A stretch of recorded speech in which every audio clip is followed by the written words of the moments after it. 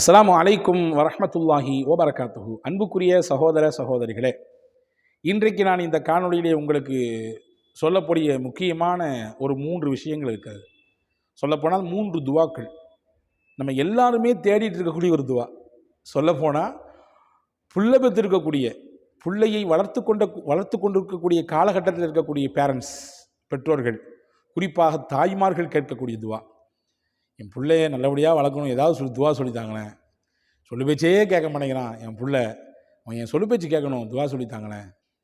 முன்னாடிலாம் என் கூட உட்காந்து ரொம்ப நேரம் பேசுவான், இப்போ முகம் கொடுத்து கூட பார்க்க மாட்டேங்கிறான், என் பக்கத்திலே உட்காரதில்லை.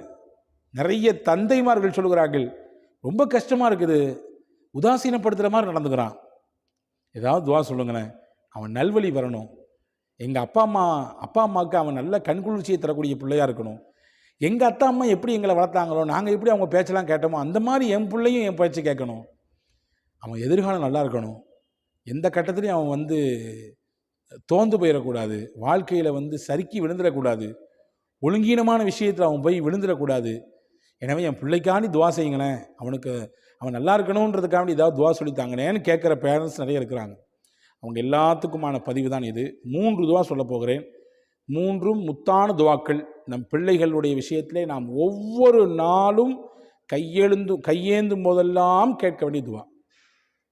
அதுக்கு முன்னாடி ஒரு செய்தியை மட்டும் புரிஞ்சுக்கங்க, காணொலியை முழுசாக பாருங்கள், நிச்சயமாக உங்களுக்கு இதில் சிறந்த பலன் கிடைக்கும். பார்த்தவர்கள் பிறருக்கு பகிரவும் செய்யுங்கள். ஏன்னா பல பேர் இதை கேட்டுட்ருக்குறாங்க, எல்லாருக்கும் இதை போய் சேரும்ல, அந்த உயர்ந்த நோக்கம்தான்.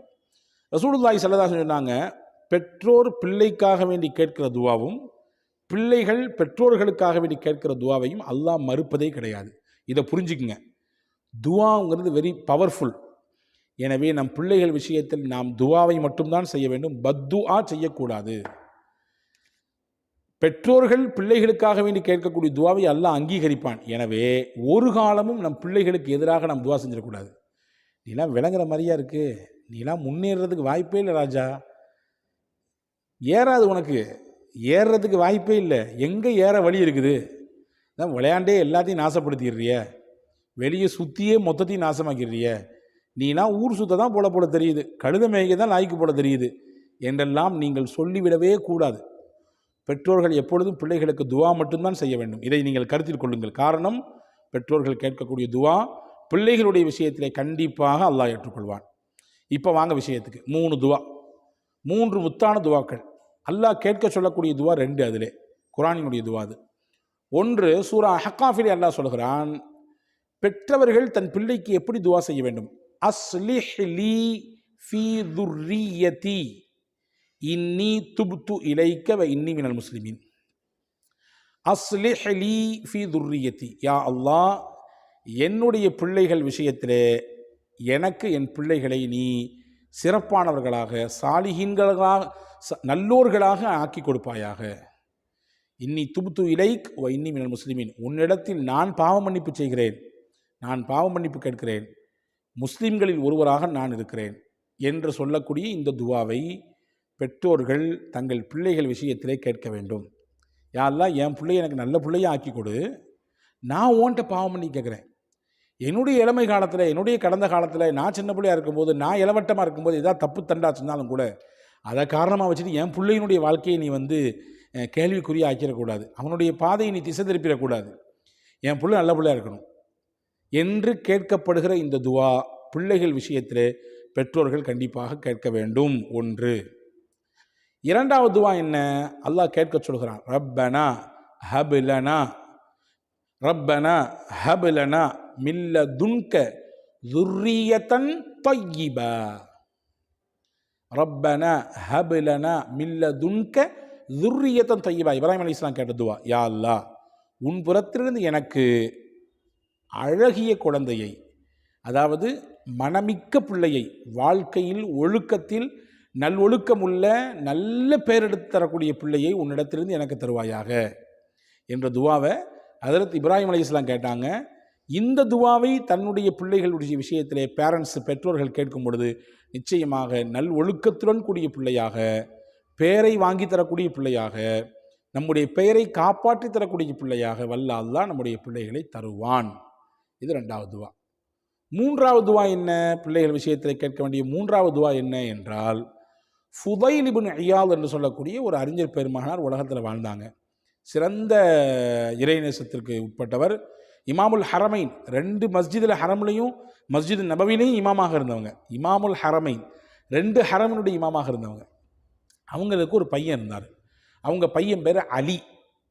அல்லாட்ட ஒரு நாள் துவா செஞ்சாங்க. என்ன துவா செஞ்சாங்க தெரியுமா?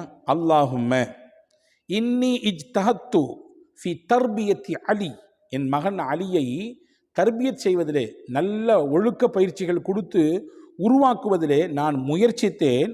ஃபஅஜஸ்து, ஆனால் அந்த முயற்சி எல்லாம் எனக்கு நடக்க மாட்டேங்குது.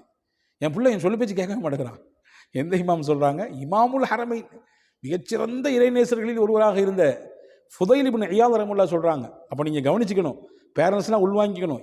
அந்த பெரிய இமாமுடைய பிள்ளையே ஆரம்பத்தில் சொல்லு பேச்சு கேட்கல. பிள்ளைங்கன்னா அப்படி இப்படி இப்போ இருக்கத்தான் செய்வாங்க, கொஞ்சம் கேட்பாங்க, கொஞ்சம் கேட்காம போவாங்க. அதனால் வெறுத்து ஒதுக்கிடக்கூடாது மொத்தமாட்டு.